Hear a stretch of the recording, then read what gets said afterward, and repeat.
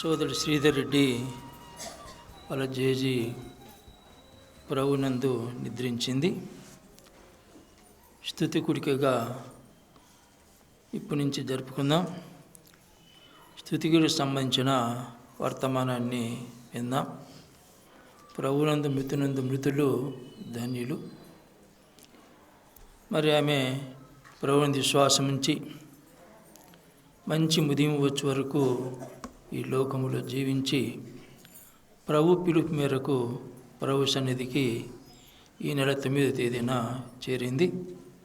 మరి స్తుతి కూడిక సంఘంలోనే శ్రీధరుడి కుటుంబం ఏర్పాటు చేశారు.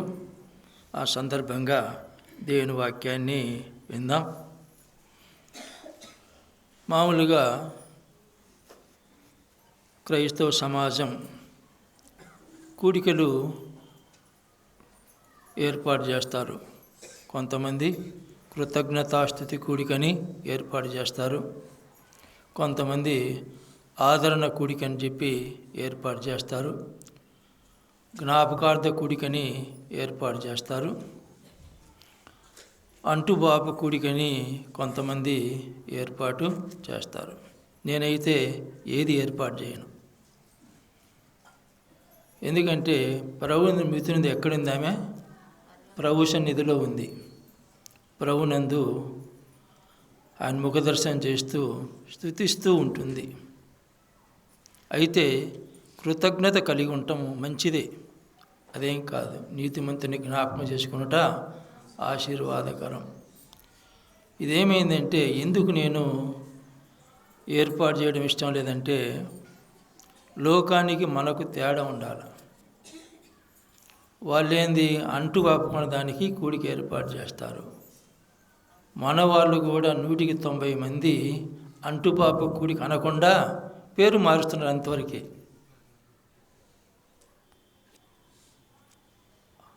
పేరు మార్చి ఈ రకంగా ఏర్పాటు చేస్తారు. అది వాక్యక్రమం కాదు. అందువల్ల ఈ కూడికి ఏర్పాటు చేశారు. నాకేం అభ్యంతరం, జరపడం మంచిదే. ఎవరి వ్యక్తిగతం వారిది ఉంటుంది. మరి 4 కూడికలు రకరకాల ఒక పేరుతో ఏర్పాటు చేస్తారు. దేవుని పిలుపు కూడా 4 రకాలు. కూడికలు ఏ రకంగా ఏర్పాటు చేస్తారో దేవుని పిలుపు కూడా మానవునికి ఉంటుంది. బ్రతికి ఉన్నవారికి దేవుని పిలుపు మొదటిది. రెండవది మరణకాలము సమీపించిన తర్వాత దేవుని పిలుపు ఉంటుంది. మరణించిన తర్వాత సమాధికి పిలుపు ఉంటుంది. సమాధి చేయబడిన వారు ప్రభు బూరం ఊదగానే ఏమవుతుంది? సమాధి నుండి బయటకు వచ్చే పిలుపు ఉంటుంది. దేవుని పిలుపులు 4. ఒకటి బ్రతికి ఉన్న వారికి రక్షణ కొరకైన పిలుపు, ఆహ్వానం. రెండవది మరణకాలం సమీపించినప్పుడు దేవుని పిలుపు ఉంటుంది. మరణించిన తర్వాత సమాధికి పిలుపు, అంటే మట్టిగా చేయడం. 4వది ప్రభు బూర ఊదగానే, అంటే అది ఒక ఆహ్వానం. ఏమవుతారు? సమాధి చేయబడిన వారు తిరిగి లేచి ప్రభువును ఎదుర్కొంటారు. ఇవి 4 పిలుపులు. ఈ విషయాన్ని క్షుణ్ణంగా ఒకదాని వెంట ఒకటి ధ్యానం చేద్దాం. మొదటి రాజుల గ్రంథం 2వ అధ్యాయం 1, 2, 3 వచనాలు చదువుకుందాం. మొదటి రాజుల గ్రంథం 279వ పేజీ, పాత నిబంధనలో. దావీదునకు మరణకాలము సమీపింపగా అతడు తన కుమారుడైన సొలొమోనునకు ఈలాగ ఆజ్ఞ ఇచ్చెను. లోకులందరూ పోవలసిన మార్గమున నేను పోవుచున్నాను. కాబట్టి నీవు ధైర్యం తెచ్చుకొని నిబ్బరము కలిగి అంటున్నాడు. దావీదు తనకు మరణకాలం సమీపించిందని చెప్పి ఎరిగినాడు. ఆయనకే కాదు, మనం కూడా ఒకదిన మరణకాలం సమీపిస్తుంది. దావీదు లాంటి వాడు దేవుడే చెప్పాడు. దావీదు ఏమని చెప్పాడు? దావీదు నా ఇష్టానుసారుడైన మనుష్యుడు అని చెప్పాడు. దేవునికి ఇష్టానుసార మనుష్యుడే దావీదు నాకు మరణకాలం సమీపించి, మరణానికి ఇష్టుడు అయిష్టుడు ఉండదు, ఎవరైనా ఈ లోకాన్ని వదలాల్సిందే.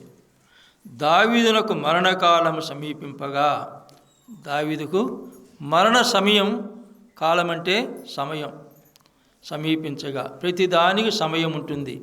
పుట్టుకకు సమయం ఉంటుంది, మరణానికి సమయము ఉంటుంది, శుభకార్యాలకు కూడా సమయం అనేది ఉంటుంది. దావీదునకు మరణ సమయం సమీపించినప్పుడు దావీదు ఏం చేస్తున్నాడంటే తన కుమారుడైన సొలొమోనును పిలిపించి ఈ రకంగా ఆజ్ఞ ఇస్తున్నాడు. ఏమని? లోకులందరూ పోవలసిన మార్గం నేను పోవుచున్నాను. లోకులంటే ప్రజలు. ప్రజలందరూ పోయే మార్గాన నేను విచిత్రంగా పోవడంలే. ప్రజలందరూ ఏ రకంగా ఈ లోకాన్ని విడిచిపెడుతున్నారో నేను కూడా ఈ లోకాన్ని విడిచిపెడుతున్నానని చెప్పి దావీదు తన కుమారుడు సొలొమోనుకు చెబుతున్నాడు.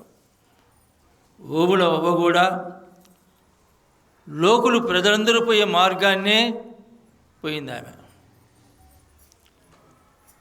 ఆమె ముందు తర్వాత మిగిలిన వారం, ఎవరి సమయంలో వారము ఈ లోకాన్ని విడిచిపెట్టాల్సిందే. ఈ లోకం ఉండడానికి అవకాశమే లేదు. పుట్టినవాడు గిట్టక తప్పదు. కనుక అది మనము జ్ఞాపకం ఉంటే దుర్మార్గపు కార్యాలు చెయ్యం. దుర్మార్గ కార్యం ఎందుకు చేస్తున్నాం చెప్పండి? సెలవు వేసుకొని ఇక్కడనే ఉంటామని చెప్పి జరిగిస్తున్నాం. అందరికీ తెలుసు చనిపోతామని, కానీ బుద్ధి మాత్రం మారడం లేదు. దావీదునకు మరణకాలము సమీపింపగా అతడు తన కుమారుడు సొలొమోనునకు ఇలాగూ ఆజ్ఞ ఇచ్చెను. దావీదుకు మరణ సమయం సమీపించినప్పుడు అది తెలుసుకొని తన కుమారుడు సొలొమోనును పిలిపించి అతనికి ఈ రకంగా చెబుతున్నాడు. లోకులందరూ పోవలసిన మార్గమున నేను పోవుచున్నాను. నేను ప్రత్యేకంగా పోవడంలే. ప్రజలందరూ ఏ రకంగా మరణం వచ్చినప్పుడు పోతారో నేను కూడా అదే రకంగా పోతుండా అని చెప్పి అన్నాడు. ఇక్కడ మనం గమనించవలసిన విషయం ఏంటంటే మనము కూడా ఒకనాడు మన సమయంలో ఈ లోకాన్ని విడిచిపెట్టాల్సిందే. ఇక్కడేం ఉండం. అందరం కూడా ఎవరి సమయంలో వారం ఈ లోకాన్ని విడిచిపెట్టాల్సిందే. ఇదే దావీదు చూడండి, సమూయేలు 2వ గ్రంథం 12వ అధ్యాయం, సమూయేలు 2వ గ్రంథం 12వ అధ్యాయంలో దావీదు అక్రమంగా ఊరియా భార్య అయిన బెత్షెబాను కోటాన్ని బట్టి ఆమె గర్భవతి అవుతుంది, ఆమె కుమారుణ్ణి కంటుంది. అక్రమ సంతానం కాబట్టి దావీదు ఆ బిడ్డను చేశాడు, ముత్యాడు. జబ్బు పడ్డాడు, చిన్న బిడ్డ. అయితే ఏమైనా దేవుడు కనికరిస్తాడో అని చెప్పి దావీదు నేల మీద పడి 6 దినాలు ఉపవాసముడి ప్రార్థన చేశాడు, కనికరిస్తాడని చెప్పి. అయితే 7వ దినమున ఆ కుమారుడు చనిపోయినాడు. అంతకుముందు ఎంత బ్రతిములాడినా భోజనం చేయలే, ఏడుస్తూనే ప్రార్థన చేశాడు దావీదు. అయితే కుమారుడు చనిపోయిన తర్వాత లేచి స్నానం చేసి దేవాలయానికి వెళ్ళి మ్రొక్కి ఇంటికి వచ్చి భోజనము పెట్టమన్నాడు. భోజనం పెట్టమంటే సేవకులు అన్నారు, రాజా మరి బ్రతికున్నప్పుడు భోంచేయమంటే తినలేదు, ఏడ్చుకుంటూ కూర్చున్నావు, మరి చనిపోయిన తర్వాత భోజనం తింటున్నావు అని అడిగితే దానికి జవాబు చెబుతున్నాడు సేవకులతో. ఎవరు? దావీదు. 22వ వచనం, సమూయేలు 2వ గ్రంథం 2వ అధ్యాయం 22వ వచనం. నీవు ఇలాగున చేయుట ఏమని దావీదును అడిగారు. ఎవరు? సేవకులు. అప్పుడు దావీదు చెబుతున్నాడు, అతడు బిడ్డ ప్రాణముతో ఉన్నప్పుడు దేవుడు నా యందు కనికరించి వాని బ్రతికించునేమో అనుకొని నేను ఉపవాసం ఉండి ఏడ్చుచుంటిని. ఎందుకు నేను ఉపవాసం ఉండి దుఃఖిస్తూ ప్రార్థన చేశానంటే, కన్నీటితో ప్రార్థన చేశానంటే, దేవుడు ఏమైనా ఆ బిడ్డ పట్ల నా పట్ల కనికరాన్ని చూపి బ్రతికిస్తా అని చెప్పి ప్రార్థన చేశాను. మనం కూడా ఎవరైనా ప్రాణాపాయ స్థితులు ఉన్నా ప్రార్థన చేస్తాం, కానీ తీసుకుపోమని ఎవరు ప్రార్థన చేయరు. అది విశ్వాసి లక్షణం కూడా, సరైన ప్రార్థన కూడా కాదు. బ్రతికేదానికి బ్రతకాలని ప్రార్థన చేయాలి, కానీ తీసుకొని పొమ్మని ఇప్పుడు కూడా ప్రార్థన చేయకూడదు. అదే రకంగా దావీదు తెలుసు, నేను చేసిన పాపానికి ఈ కుమారుడిని బహు జబ్బుగా తెచ్చాడు అని తెలిసి కూడా కనికరిస్తాడేమో, దయ చూపిస్తాడేమో అని చెప్పి ప్రార్థన చేశాడు. అయితే చనిపోయినాడు, బ్రతుకుతాడని చెప్పి ఉపవాస ప్రార్థన చేశాను. ఇప్పుడు చనిపోయాను గనుక, ఇప్పుడేమైంది, ఆ బాబు చనిపోయినాడు కాబట్టి నేనెందుకు ఉపవాసం ఉండవలెను? చనిపోయిన తర్వాత ఉపవాసం ఉండవలసిన అవసరము లేదు. ఎందుకు లేదట? వానిని తిరిగి రప్పించగలనా? చనిపోయినాడు, చనిపోయిన వాడిని తిరిగి నేనేమైనా రప్పించగలనా? అది ఎవరి తరము కాదు. అందువల్ల నేను వాని యొద్దకు పోదును, కానీ వాడు నా యొద్దకు మరలా రాడు. వాడు చనిపోయినాడు, వాడిని తిరిగి రప్పించలేను. నేను వాని దగ్గరికి పోవాల్సిందే, కానీ వాడు నా యొద్దకు మరలా రాడు అనేది బ్రతికున్న మనం కూడా ఆలోచన చేసుకోవాలి. చనిపోయిన వాడు తిరిగి రాడు, మనమే వాడి దగ్గరికి పోవాలి, కానీ వాడు చనిపోయినవాడు మన దగ్గరికి రాడు. ఇది ఆదరణ. ఎవరికి, ఏ కుటుంబంలో ఎవరు చనిపోతారో వారికి ఇది ఆదరణ వాక్యం. మనం కూడా, ఆ కుటుంబం కూడా ప్రభు నమ్మని వారు ఎవరైనా ఉంటే వారు ఇప్పటికైనా యేసుక్రీస్తును ప్రభువుగా అంగీకరించి రక్షణ పొందితే ఏమవుతారు? మరలా ఆమె దగ్గరికే పోతారు. అవ దగ్గరికి పోయి ఏమవుతారు? కల్లారా చూసుకుంటారు. ఊరక నమ్మకుండా ఏడ్చినారు, ముత్తుకున్న తల పగలగొట్టుకున్న వాళ్ళు ఒక చోట ఉంటారు, ఆమె ఒక చోట ఉంటుంది, వీళ్ళు ఒక చోట ఉంటారు. దానివల్ల ఏ ప్రయోజనము లేదు. ఆ కుటుంబం నమ్మని వారు ఇప్పటికైనా అవ మీద ఆశ ఉంటే, ప్రేమ ఉంటే, నమ్మని వారు ఇప్పుడైనా, దేవా నేను పాపిని, నా పాపం కోసం ఈ లోకానికి వచ్చావు, మరణించావు, సమాధి చేయబడ్డావు, తిరిగి లేచని నమ్మితే వారికి పాపక్షమాపణ దొరుకుతుంది. వారి సమయంలో వారి లోకాన్ని విడిచినప్పుడు వాళ్ళు ఎక్కడికి పోతారు? అవ్వ ఉండే చోటికే పోతారు. అదే ఇక్కడ దావీదు చెబుతున్నాడు, చనిపోయింది కాబట్టి నేను ఎందుకు ఉపవాసం ఉండాలా? వాడిని నేను తిరిగి రప్పించగలనా? రప్పించలేను. కాబట్టి నేనే వాని యొద్దకు పోదును, వాడు నా యొద్దకు మరలి రాడు అని చెప్పి అన్నాడు. అని అంటూ ఏమన్నాడు? నీవు ధైర్యము తెచ్చుకొని, ఏమి ధైర్యం తెచ్చుకోవాలా?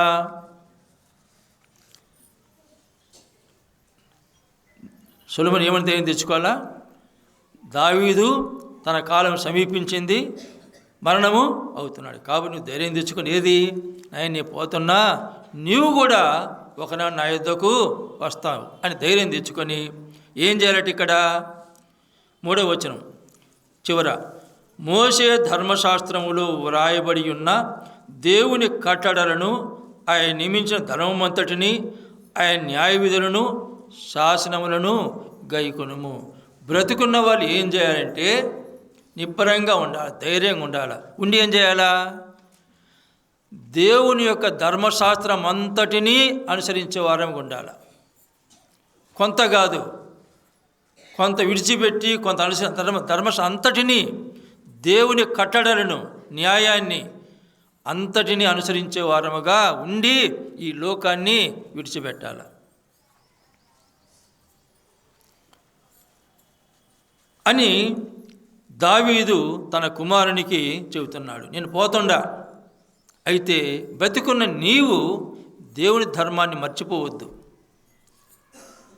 మర్చిపోకుండా హృదయంలో భద్రపరుచుకొని ఆ ధర్మాన్ని అనుసరిస్తూ జీవించు అని చెప్పి అన్నాడు. అంటే న్యాయాన్ని, నీతిని, ధర్మాన్ని జరిగించే వారిగా ఉండమని చెప్పి ఆ దావీదు తన కుమారునికి చెప్పి ఈ లోకాన్ని విడిచిపెట్టినాడు. మనం కూడా ఒకనాడు మన సమయంలో ఈ లోకాన్ని విడిచిపెడతాం.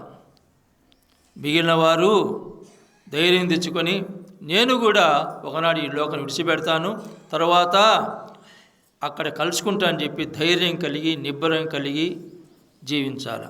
ఎలా జీవించాలా? దేవుని వాక్యం ఏం బోధిస్తుందో ఆ వాక్య ప్రకారంగా జీవిస్తూ ఈ లోకాన్ని సాగించి ఒకనాడు ముగించవలసి ఉంటుంది. కీర్తనల గ్రంథం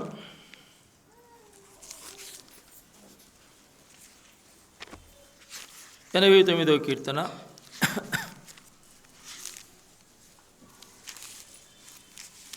45వ వచనం. మరణము చూడక బ్రతుకు నరుడెవడు, పాతాళం యొక్క వశము కాకుండా తన్ను తాను తప్పించుకొనగలవాడెవడు. ఇది ప్రతి ఒక్కరికి జ్ఞాపకం ఉండాలి. మరణము చూడక బ్రతుకు నరుడు ఎవడూ లేడు ఈ లోకంలో. పెద్దల చిన్నల బీదల ఏది అందరూ ఎవరమైనా మరణాన్ని చూడాల్సిందంటే మరణించడం ఏది ఖాయం? మరణం ఖాయం. మరణం ఖాయం కాబట్టి మనం ఏం చేయాలా? బ్రతికున్న మనము ఈ విషయాన్ని గ్రహించి దేవుని భయము భక్తి కలిగి జీవించాలి. ఈనాడు క్రైస్తవ లోకములో కానీ ఏముంది? భక్తి ఉంది, విపరీతమైన భక్తి ఉంది. భక్తి ఎన్నటికీ మోక్షాన్ని చేర్చదు. భక్తి ఉంది, క్రైస్తవుల్లో ఉంది, లోకములో ఉంది. విపరీతమైన భక్తి. ఎక్కడ చూసిన దేవాలయాలు సాయంత్రం పెరిగిన చేత పట్టుకొని పోతూ ఉంటారు. కానీ దేవుని భయం అనేది బుద్ధిగా లేదు. భయము మోక్షాన్ని తెరుస్తుంది కానీ భక్తి మోక్షాన్ని చేర్చదు. అందువల్ల దేవుని భయం కలిగి జీవించాలి మనం. భయం ఏం చేస్తుంది? పవిత్రంగా జీవించేట్లుగా చేస్తుంది. దేవుని యందు భయము పవిత్రమైనది. దేవుని భయం ఉంటే చెడుతనాన్ని అసహించుకుంటాం, విసర్జిస్తాం. ఆ భయము లేదు. ఆ భయము లేకపోవడం బట్టి చెడుతనాన్ని జరిగిస్తూ ఉన్నారు. మరణమును చూడక బ్రతుకు నరుడెవడు ఉంది. మనమందరం కూడా మరణాన్ని రుచి చూడాల్సిందే. అందువల్ల అది గమనించి ఈ లోకములో భయముతో భక్తితో జీవిస్తే ఎంతైనా మంచిది. బ్రతికి ఉన్న వారికి దేవుని యొక్క ఆహ్వానం. 4 ఆహ్వానం చెప్పిన. బ్రతికున్న వారికి ఏంటి ఆహ్వానం? ఏదేది? రక్షణ, పాపక్షాపణ పొందమని దేవుని యొక్క ఆహ్వానం. 2వ ఆహ్వానం ఏంటని చెప్పాను? మరణకాలం సమీపించినప్పుడు మరణానికి ఆ దేవుడే పిలుస్తాడు. మరణించిన తర్వాత ఎక్కడికి? సమాధికి పిలుపు. లోకం విచిత్రమైంది. అక్కడ ప్రాణం పోతుందో లేదో ఏం చెబుతాయంటే పూడ్చిపెట్టాలనే వస్తుంది. ఆలస్యంలే. ఒక సెకండ్ కూడా ఆలోచన ఏమొస్తుంది అంటే చనిపోయిన సెకండ్ లోపలనే ఎక్కడ పూడ్చిపెట్టాలా, ఎప్పుడు పూడ్చిపెట్టాలా. మనం కూడా ఎడతారంటే అవ్వ చనిపోయింది నేను ఫోన్ చేసి చెప్పానుకో, ఎప్పుడు పూడ్చిపెడతారు అడుగుతారు, ఎక్కడ పెడతారు అడుగుతారు. అంతేగాని అడిగి చూద్దాము ఎన్నిలే, ఆ సమయానికి వచ్చి తొంగి చూసిపోదాం. ఆ పాతి పెడేటప్పుడు తొంగి చూసిపోదాం ఉంది కానీ బాధ ఇవన్నీ ఏమీ లేదు. అది మంచి లక్షణం కాదు. ఎందుకో మరి దేవుడు విచిత్రమైన ఆలోచన పెట్టాడు. చావడం ఆలస్యం ఉండదు, ఎక్కడ పూడ్చిపెట్టాలా అసలు ఉండనీరు. సాయంత్రం వరకు కూడా వాళ్ళు ఉన్న చుట్టుపక్కల వచ్చి ఎప్పుడు పూడ్చిపెడతావు, ఎప్పుడు ఎన్ని కాకులు పొడిచినట్టు అడుగుతారు వచ్చి.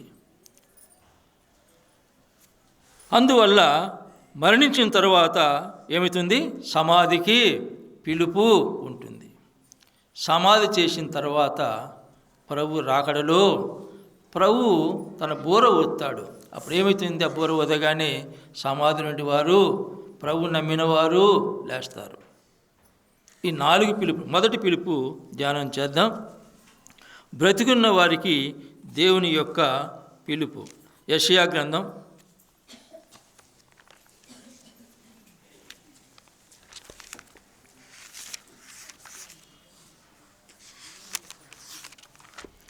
45వ అధ్యాయం 22వ వచనం. భూదిగంతముల నివాసులారా, నా వైపు చూచి రక్షణ పొందుడి. దేవుడను నేనే, మరి ఏ దేవుడునూ లేడు అని ఎవరి పిలుపు? ఎవరి పిలుపుది? దేవాది దేవునిది. భూదిగంతముల నివాసులారా అంటున్నాడు. ఎవరికి పిలుపు? భూమి మీద నివసించే ప్రజలందరికీ ఇది. భూనివాసులారా, భూమి మీద ఎవరు నివసిస్తున్నారో వారందరికి ఆహ్వానం. ఇది కొందరికి కాదు. దేవుని యొక్క ఆహ్వానం కొందరికి కాదు, అందరికీ. ఆ గ్రహింపు లేకుండా ఉంటున్నారు. ఆయన ఫలాని వారికి దేవుడు, ఫలాని ప్రాంతానికి దేవుడు, ఫలాని జాతికి దేవుడు. ఆయన ఏమంటున్నాడు? భూనివాసులారా అంటున్నాడు. అంటే భూమి మీద నివసించే ప్రజలందరికీ ఈ దేవుని యొక్క ఆహ్వానం. భూనివాసులారా అంటున్నాడు. నా వైపు చూచి రక్షణ పొందుడి అన్నాడు. నా వైపు చూచి రక్షణ పొందుడి. కిందేమంటున్నాడు? దేవుడను నేనే, మరి ఏ దేవుడునూ లేడు. ఆయన దేవుడు కాబట్టి నా వైపు చూచి రక్షణ పొందమన్నాడు. ఎవరు దేవుడు? సర్వ సృష్టిని మాట మహత్తు చేత కలుగజేసిన వాడే దేవుడు. భూమిని, ఆకాశాన్ని, సముద్రాన్ని మాట మహత్తు చేత కలుగజేశాడు ఆయన. అయితే మానవుని మాత్రం నేలమంటి తీసుకొని తన రూపంగా చేసి జీవవాయువును ఊదగా నరుడు జీవించు ప్రాణిగా అయినాడు. అందువల్ల తాను చేసిన సృష్టి కాబట్టి, తన చేతులతో చేసిన వారం కాబట్టి ఆయన ఏమంటున్నాడు? ఎవరు నశించి మనకి ఇష్టం లేదు. ఎందుకు? తన చేతులతో చేశాడు మానవుణ్ణి. తన కన్న బిడ్డను ఎలాంటి వాడైనా ఏం చేస్తాము? కాకి పిల్ల కాకి ముద్దన్నట్లుగా వాడు దుష్టుడైనా తల్లి ప్రేమిస్తూనే ఉంటుంది, తండ్రి ప్రేమిస్తూనే ఉంటాడు. అందువల్ల ఎవరు నశించిపోవడం దేవాదేవునికి ఇష్టం లేక, భూనివాసులారా నా వైపు చూచి రక్షణ పొందుడి, నా వైపే చూడమన్నాడు. ఎందుకు? నేనే దేవుడను, మరి ఏ దేవుడు ఈ లోకములో లేవుడు. దేవుడెవరు? సర్వాన్ని కలగజేసిన వాడు దేవుడు. అంటే సర్వ సృష్టి నిర్మాణకుడు. సృష్టిని కలగజేయడం మాత్రమే కాదు, నిర్వహిస్తున్న దేవుడు ఆయన. అందువల్ల ఆయన సర్వ సృష్టి నిర్వాహకుడు. ఆయన కలుగు చేసిన దాని మీద అధికారం కలవాడు కాబట్టి ఆయన సర్వాధికారి అయిన దేవుడు. దేవుడు ఎవరంటే సర్వ సృష్టి నిర్మాణకుడు, సర్వ సృష్టి నిర్వాహకుడు, సర్వాధికారే దేవుడు.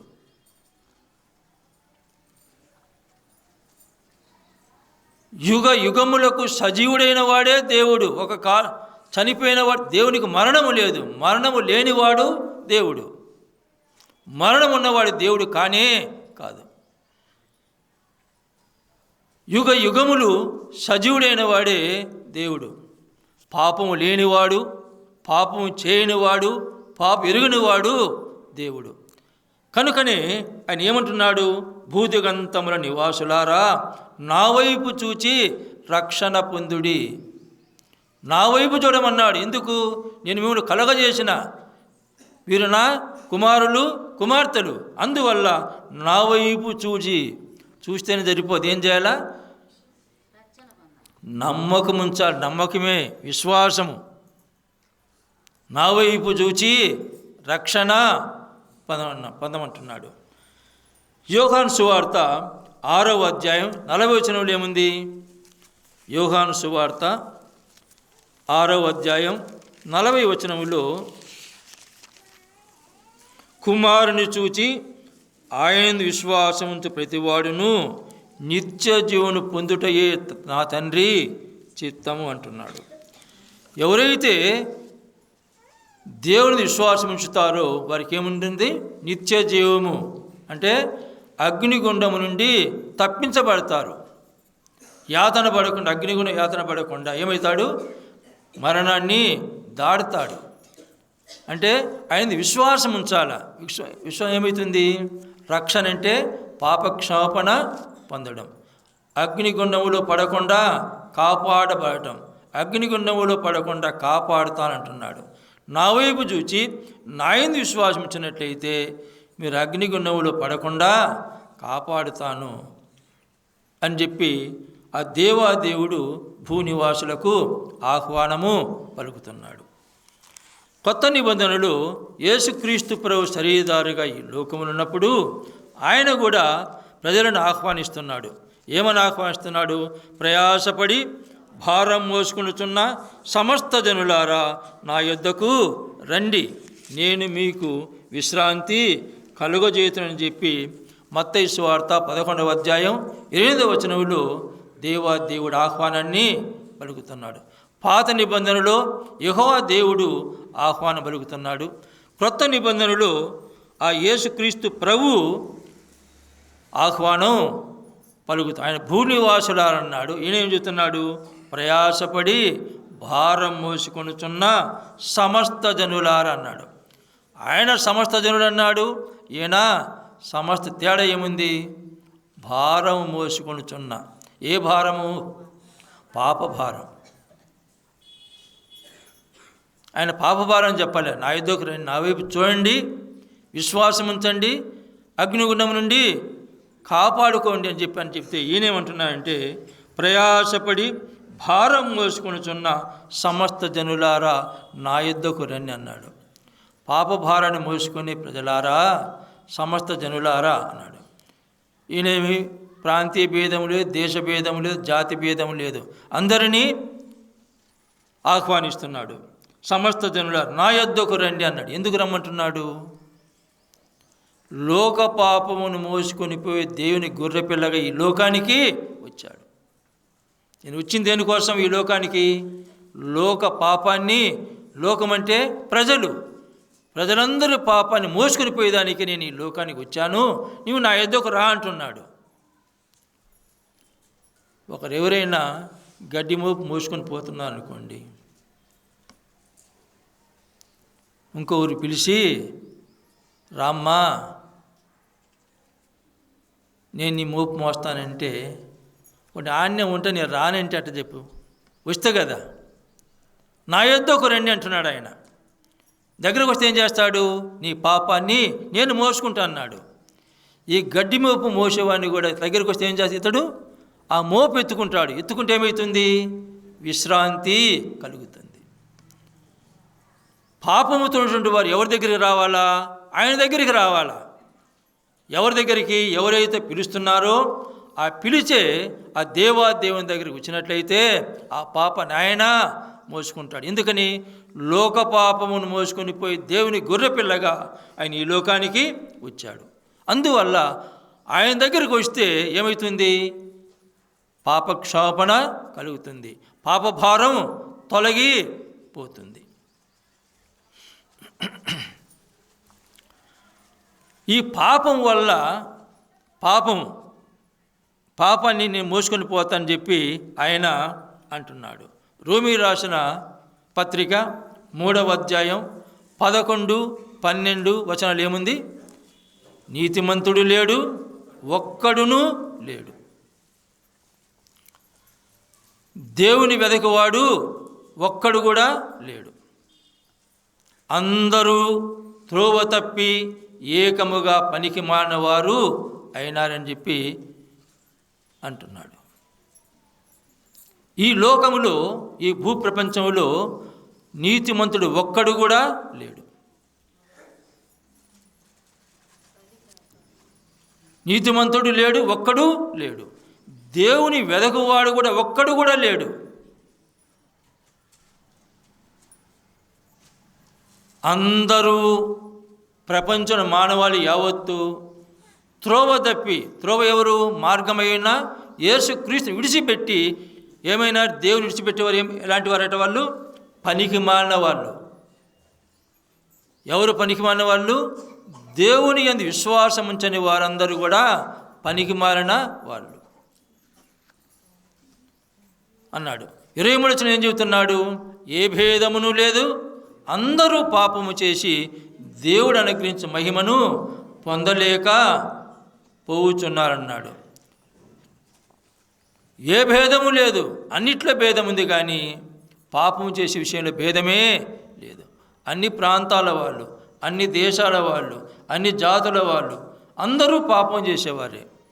ఏ భేదము లేదు, అందరూ పాపం చేసి ఉన్నారు. దేవుడు అనుగ్రహించే మహిమను పొందలేకపోతున్నారు.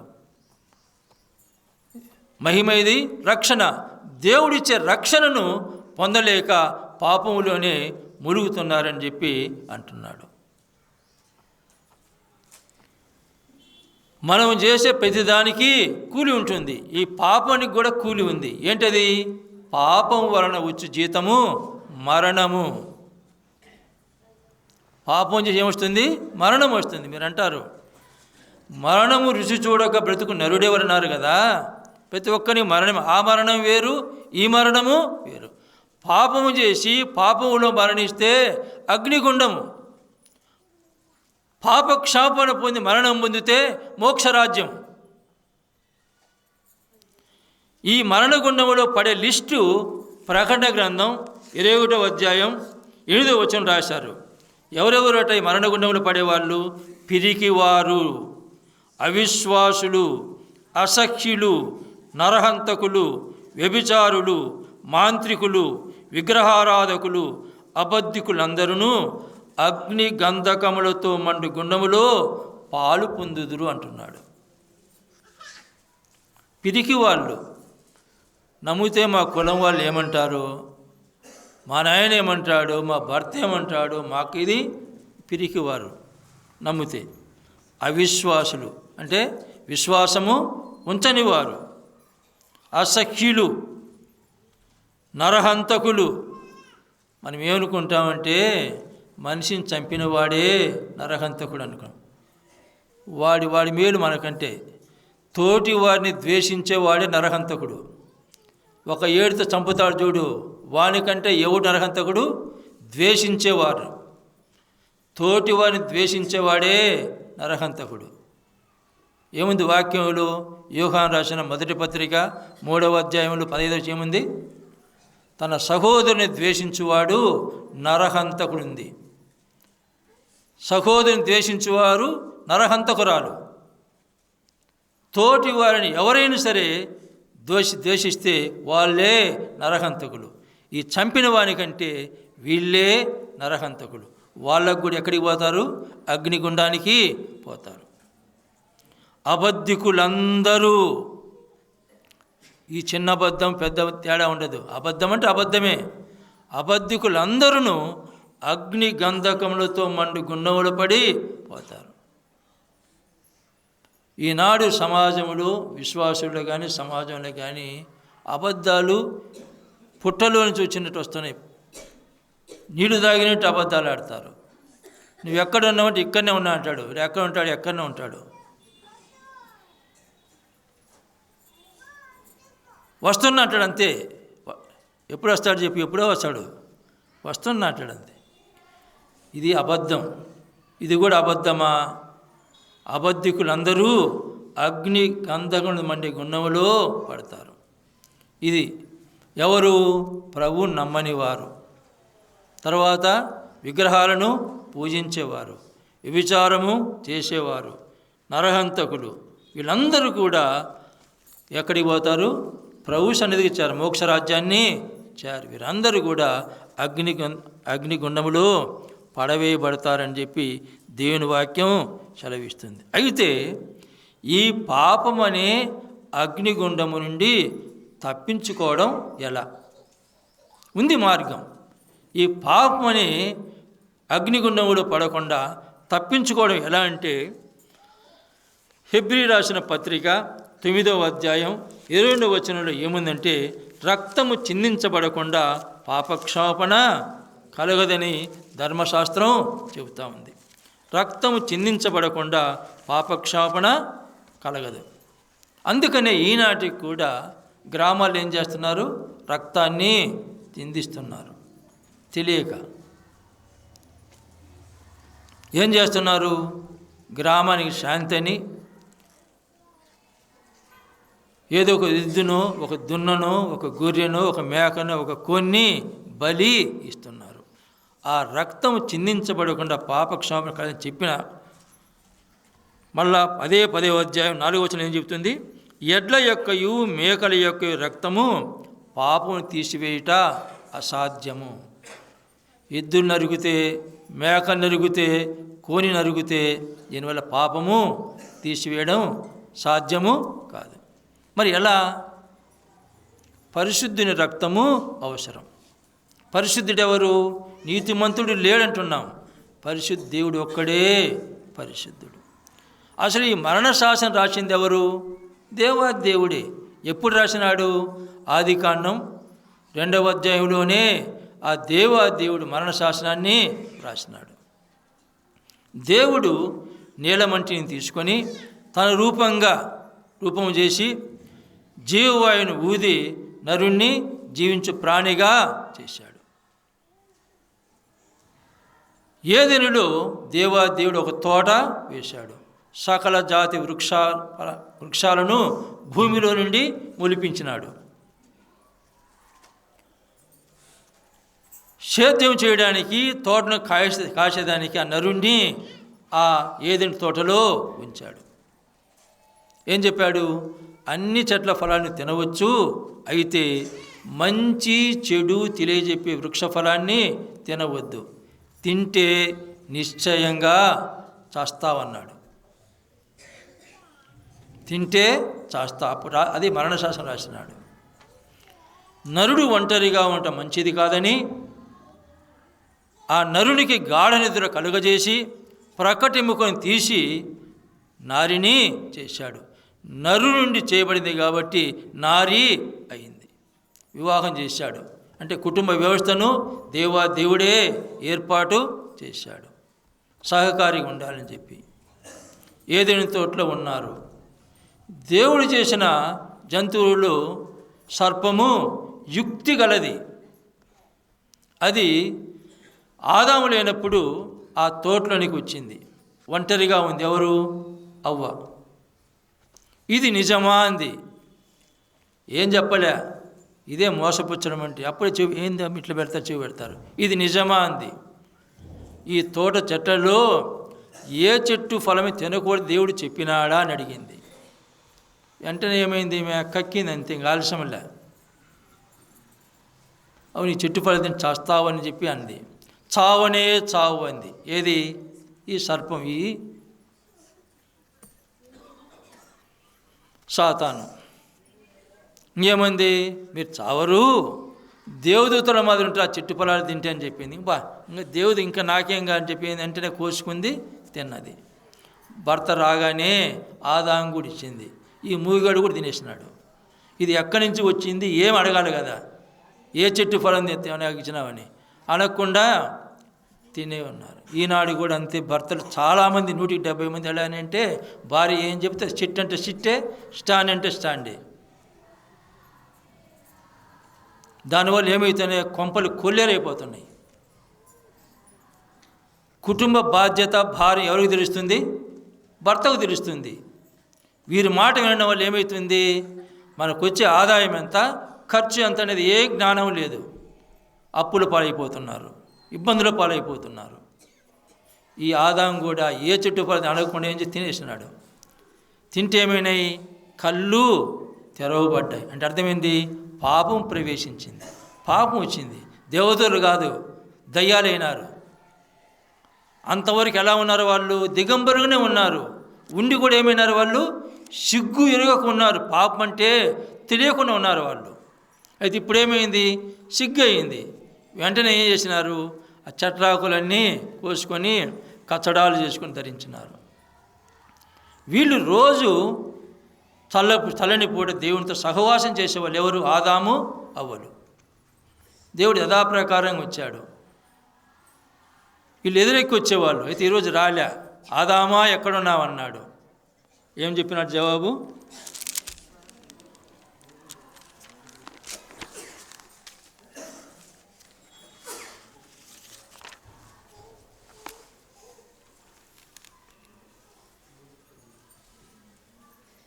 దేవుని యెహోవా స్వరం విని దేవుని యెహోవా ఎదుటికి రాకుండా తోట చెట్ల మధ్య దాక్కొనగా దేవుని యెహోవా ఆదాముని పిలిచి, నువ్వు ఎక్కడ ఉన్నావనను. అందుకు అతడు, నేను నీ తోటలో నీ స్వరం వినినప్పుడు దిగంబరునిగా ఉంటిని. అంతకుముందు దిగంబరి కాదా? ఇన్ని రోజులు దిగంబరి కాదు, దిగంబరే. ఇప్పుడు తెలిసింది, అంటే పాపం ప్రవేశించింది. అందువల్ల నేను రాలేదు అని చెప్పి అన్నాడు. నీవు దిగంబరి అని తెలిపిన వాడెవడు అన్నాడు. ఎవరు? దేవుడు.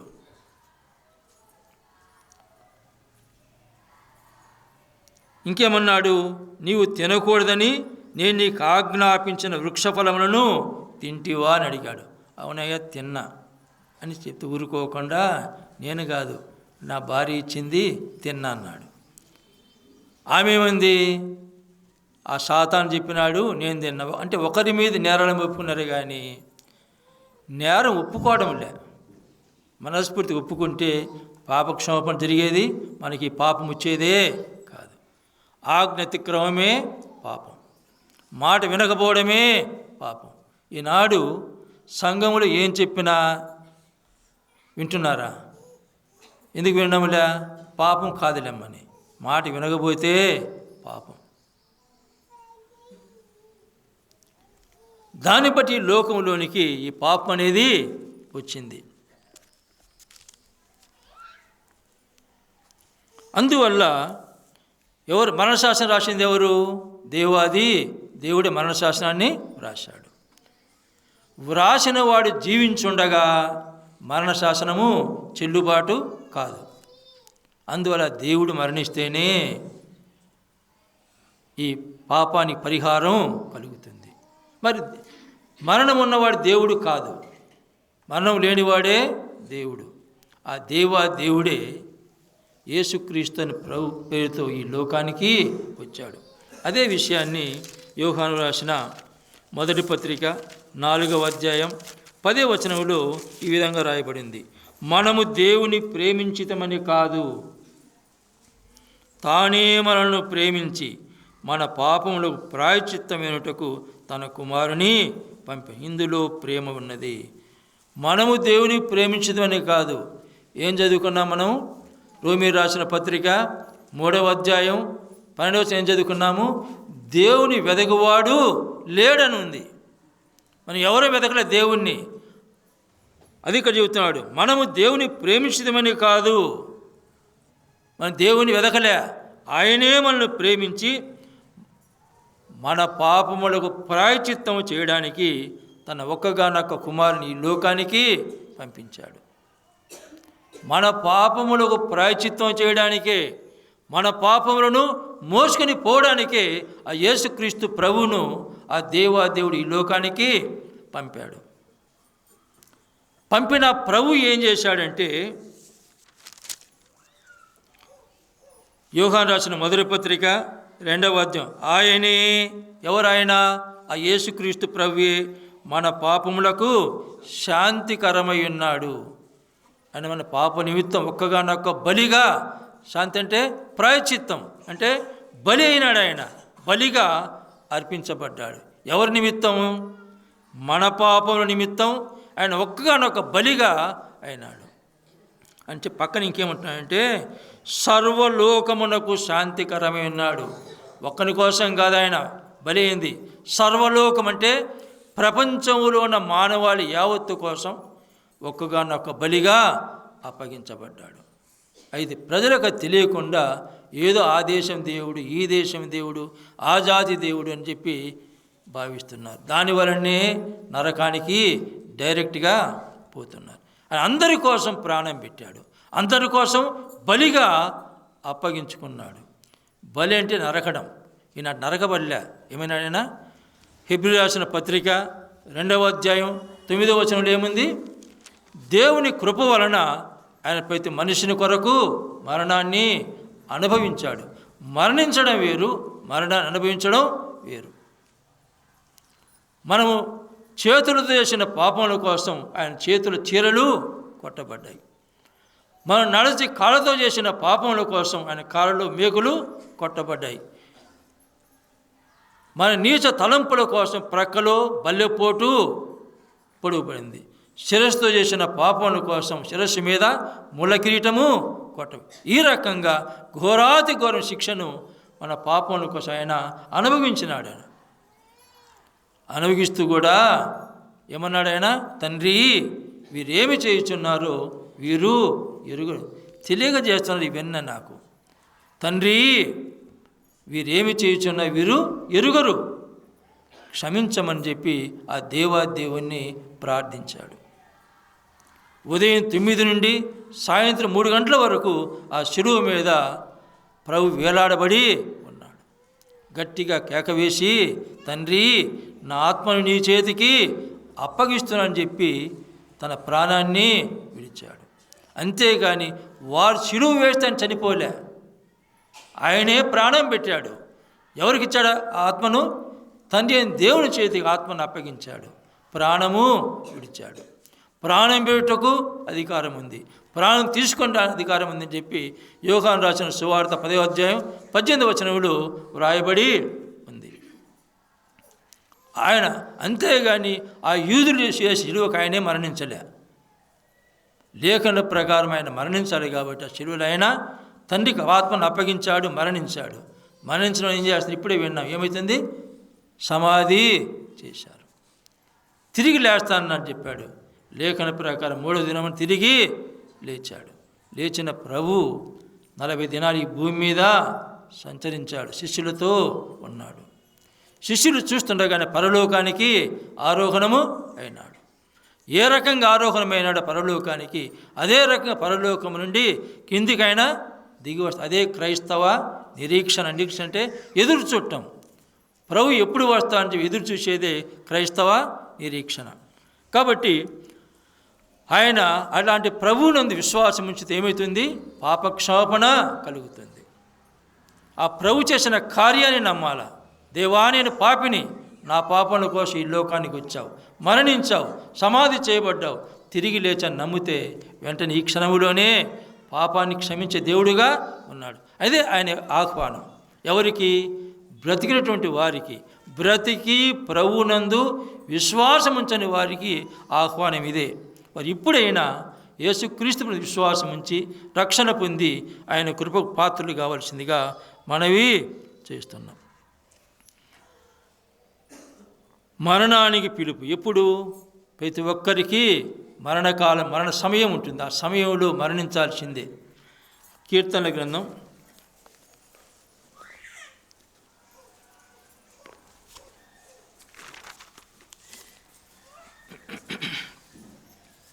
'మరణమును చూడక బ్రతుకు నరుడెవడు'. ఏ నరుడైనా మరణాన్ని రుచి చూడాల్సిందే. అందువల్ల 90వ కీర్తన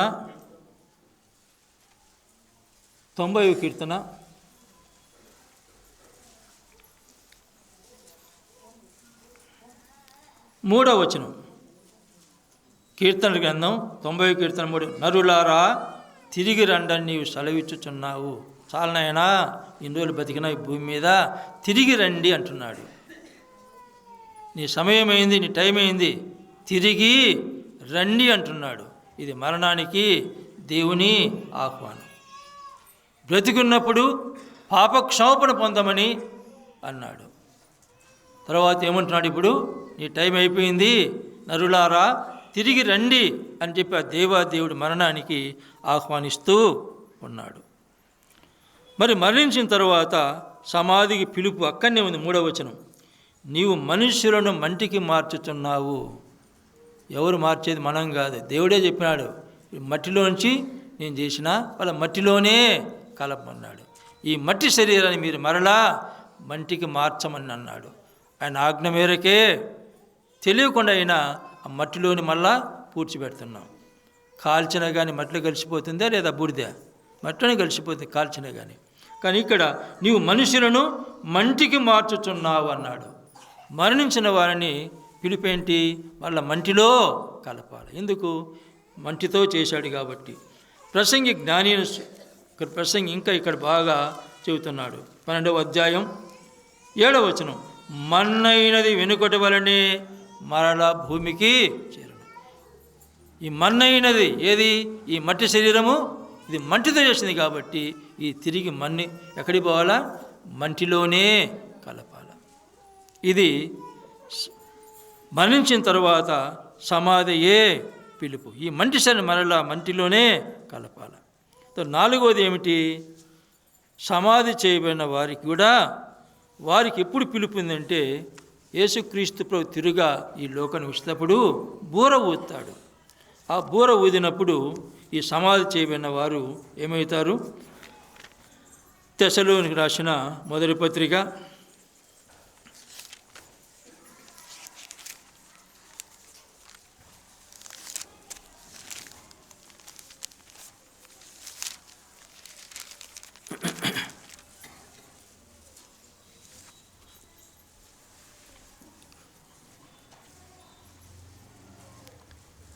6 ఆర్భాటముతో ప్రధాన దూత శబ్దముతోనూ దేవుని బూరతోను పరలోకన ప్రభువు దిగివచ్చును. క్రీస్తునందుని మృతులైన వారు మొదట లేతురు. ఎప్పుడైతే దేవుని బూర ఊదబడుతుందో ఏమవుతారు? యేసుక్రీస్తుపై విశ్వాసం ఉంచి ఎవరైతే చనిపోయి సమాధి చేయబడ్డారో వారు మొదటగా లేస్తారు. సజీవుడు ఉండేవారు తర్వాత వారితో పాటు ప్రభువుని ఎదుర్కొనే దానికి ఆకాశం మండల మీదకి ఎక్కిపోతారు. కనుక ఇది సమాధి నుండి పరలోకానికి పిలుపు.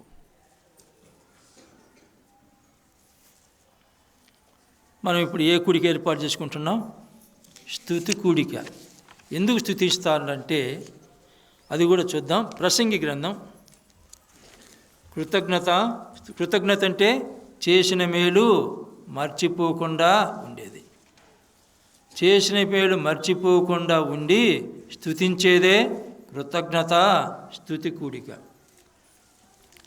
ప్రసంగి గ్రంథం 7వ అధ్యాయం 1వ వచనం, సుగంధ తైలము కంటే మంచి పేరు మేలు, ఒకని జన్మదినము కంటే మరణదినమే మేలు, విందు జరుగుతున్న ఇంటికి పోవుట కంటే ప్రలాపించుతున్న వారి ఇంటికి పోవుట మేలు. ఏలయనగా మరణం అందరికీ వచ్చును గనుక బ్రతుకువారు దాని మనసున పెట్టుదురు. సుగంధ తైలము కంటే మంచి పేరు మేలు. జన్మదినము కంటే ఏ దినం మేలు? మరణదినమే మేలు. ఎందుకు? ప్రకటన గ్రంథం 14వ అధ్యాయం 13వ వచనంలో ఏముంది? ప్రభువునందు నిద్రించు మృతులు ధన్యులు. ధన్యులు అంటే ఆశీర్వదించబడిన వారు. యేసుక్రీస్తు ప్రభువునందు విశ్వాసం ఉంచిన అంత ఐశ్వర్యవంతులు ఈ ప్రపంచంలో ఎవరూ లేరు. లోకరీతిగా స్థితిమంతులు ఎన్నటికి ఆశ్రదించబడిన వారు కాదు. ఎవరు ఆశ్రదించబడిన వారంటే అగ్నిగుండములో పడకుండా తప్పించబడిన వారే ఐశ్వర్యవంతులు. వానికి ఎంత ఉంటే ఏమి అగ్నిగుండంలో పడతాడు, యుగములు యాతన పడతాడు. ప్రభు నమ్మిన వారు యుగములు దేవుని సన్నిధిలో ఉండి ఆయన స్తుతిస్తూ ముఖదర్శనం చేసుకుంటూ ఉంటారు. ఎవరు ఆశ్రదించబడిన వారు? ప్రభు నమ్మిన వారే అందువల్ల ఒకరి జన్మదినము కంటే మరణదినమే మేలు. ఏ మరణము? ప్రభువునందు విశ్వాసం ఉంచి మరణిస్తే అది ఆస్వాదించబడటం, అది మంచిది. మరణదినమే మేలు.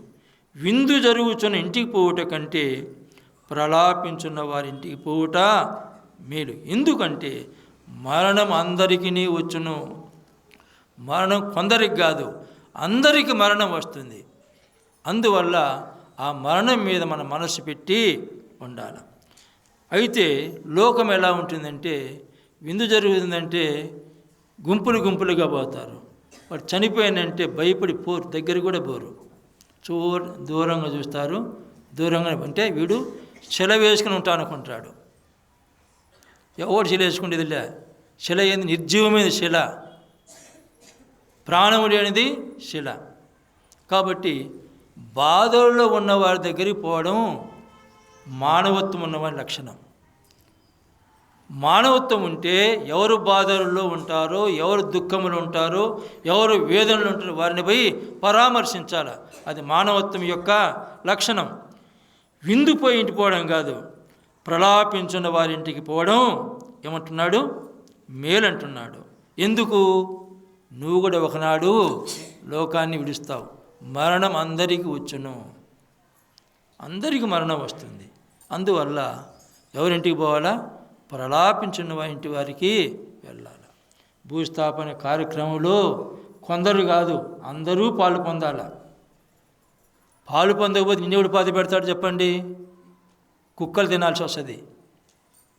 కుక్కలు కూడా తినవు అలాంటి వాళ్ళను. దయచేసి గమనించండి. ఎవరు ఈ లోకాన్ని విడిచినా మనం ఎట్లా పోవాలా? కాకుల మాదిరి పోవాలా. ఒక కాకి చచ్చిపోతే వెంటనే గుంపులు చేస్తాయి. మొత్తం ఒక కోతి చనిపోని ఎక్కడుంటాయి ఆ కోతులు మొత్తము సమకూరుతాయి. మనకు మానవత్వం ఉంటే తప్పనిసరిగా ఒక సహోదరి కానీ సహోదరుడు కానీ లోకం విడిస్తే ఎట్లా పోవాలా? వెంటనే పోయి రాలాలి అక్కడికి పోయి. అది మానవత్వం అనే యొక్క లక్షణం. అది అందరికీ మరణం వస్తుంది, నువ్వే ఇక్కడ శాశ్వతంగా ఉండవు. కాబట్టి మనం అది నమ్మిన వారం నమ్మని వారు అయినా ఎవరైనా సరే ఈ గుణం ఉంటే వారికి మానవత్వము ఉన్నట్టు అని చెప్పి ఇక్కడ చెబుతున్నాడు. తరువాత కీర్తన గ్రంథం 16వ కీర్తన 11వ వచనం ఏముందంటే, దేవుని సన్నిధిని సంపూర్ణ సంతోషము కలదు, ఆయన కుడి చేతిలో నిత్యము సుఖములు కలవు. ప్రభువునందు విశ్వాసం ఉంచి ఈ లోకాన్ని విడిచిన వారు, ఆస్వాదించబడిన వారు, వారు ఎక్కడికి పోతున్నారు? దేవుని సన్నిధికి పోతారు. దేవుని సన్నిధిలో ఏముంది? ఏముంది?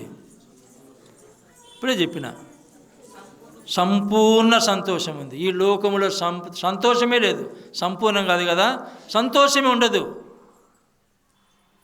దేవుని సన్నిధిలో సంపూర్ణ సంతోషము ఉంటుంది. నిత్యము ఏముంటుంది? సుఖం ఉంటుంది, సంతోషం ఉంటుంది నీకు దేవుని సన్నిధిలో. ప్రకటన గ్రంథం 21వ అధ్యాయం 3వ వచనములో, ఇదిగో దేవుని నివాసం మనుషులతో కూడా ఉన్నది. దేవుని మోక్షములో ఎవరుంటారు? మనుషులు. ఏ మనుషులు వారు? ప్రభువునందు విశ్వాసం ఉంచిన వాళ్ళు. మోక్షములు ఎవరుంటారు? ప్రభువునందు విశ్వాసం ఉంచిన వారే మోక్ష రాజ్యాన్ని చేరతారు. అది మనుషులతో. ఏ మనుషులతో? ప్రభువునందు విశ్వాసం ఉంచిన మనుషులతో ఉంటుంది. ఆయన ఏం చేస్తాడు? వారితో కాపురం ఉంటాడు, కాపురం చేస్తాడు వారితో. వారెవరు? ఆయన ప్రజలు. వారు ఆయన ప్రజలై ఉంటారు. దేవుడు తానే వారికి దేవుడై ఉండి వారికి తోడుగా ఉంటాడు. ఎంత భాగ్యం చెప్పండి. దేవుని సన్నిధిలో ఎవరుంటారు? ప్రభు నమ్మిన వారు ఉంటారు. ఆ ప్రభు వారితో కాపురం చేస్తుంటాడు. వారు ఆయన ప్రజలుగా ఉంటారు. దేవుడే వారికి దేవుడిగా ఉండి తోడుగా ఉంటాడు. ఇది ప్రభు నమ్మిన వారికి కలిగే ధన్యత. అక్కన 22వ అధ్యాయం 3వ వచనములో, ఇక మీదట శాపగ్రస్తమైనది ఏదియూ దానిలో ఉండదు. దేవుని యొక్కయు గొర్రెపిల్ల యొక్కయు సింహాసనం దానిలో ఉండును. ఆయన దాసులు ఆయన సేవించుచు ఆయన ముఖదర్శనము చేయుచుందురు. ఆయన నామము వారి నొసల యందుండును. రాత్రికి ఎన్నడూనూ ఉండదు. దీపకాంతి అయినను సూర్యకాంతి అయిన వారికి అక్కరా లేదు. దేవుడైన ప్రభువే వారి మీద ప్రకాశించును. వారి యుగ యుగములు రాజ్యము చేయుదురు. స్వర్గలోకములో, మోక్షలోకములో, పరలోకములో ఏముంటుంది? దేవుని యొక్క సింహాసనం. ప్రభువైన యేసుక్రీస్తు యొక్క సింహాసనము ఆ పరలోకములో, ఆ స్వర్గలోకములో ఉంటాయి. ఆయన దాసులు, ఆయన విశ్వాసం ఉంచి ప్రభు సన్నిధిలో ఆ దాసులు ఆయన సేవిస్తూ, ఆయన పూజిస్తూ ముఖదర్శనం చేసుకుంటూ ఉంటారు. రాత్రి ఉండదు అక్కడ దీపకాంతి, సూర్యకాంతి అవసరమే లేదు. దేవుడైన ప్రభువే తన ప్రజల మీద ప్రకాశిస్తూ దేదీప్యమానంగా అంటాడు. యుగ యుగములు రాజ్యం చేస్తారు. రాజ్యం చేయబోతాం. ప్రభువు నమ్మిన మనము అక్కడ రాజ్యం ఏలుబడిగా, ఏలేవారముగా ఉంటాం. అందువలనే ఇలాంటి భాగ్యం దయచేసినాడు ఎవరికి? ఓబులమ్మకు.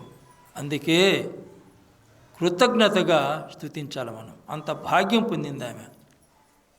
అంటే అర్థం ఏంటంటే ప్రభువునందు విశ్వాసం ఉంచింది. విశ్వాసం ఉంచిన ఆమె ఈ లోక ప్రయాసం విడిచి దేవుని యొక్క పిలుపు మేరకు నిత్య విశ్రాంతిలో ప్రవేశించినందుకే ఈ స్తుతి కూడిక ఏర్పాటు చేసినారు. ఈ శరీరముతో ఉన్నంతకాలం ఏముంటుంది? మూలుగుంటుంది. తలనొప్పి, జ్వరము, అదో ఇదో, ఒకటి పోతే ఒకటి గ్యారంటీ. మూలు విడిచిపెట్టింది అవ్వ. ఆ మూలు విడిచిపెట్టినందుకు ఎక్కడింది ఇప్పుడు? మూలుగు లేకుండా సంతోషంగా ఉంది, బాగా యాక్టివ్. మంచం లేదు ఆమె, బాగా ఎగురుతుంది అక్కడ. అందుకే కృతజ్ఞత కలిగి ఈ స్తుతి కూడిక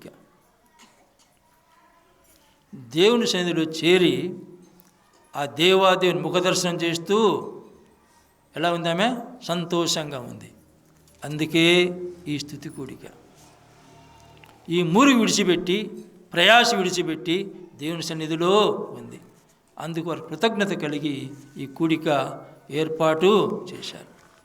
కనుక ప్రభువుని నమ్మిన మనము మరణం మనకు కూడా ఉందని మన మనసులో నిత్యము క్షణక్షణము ఉండాలి.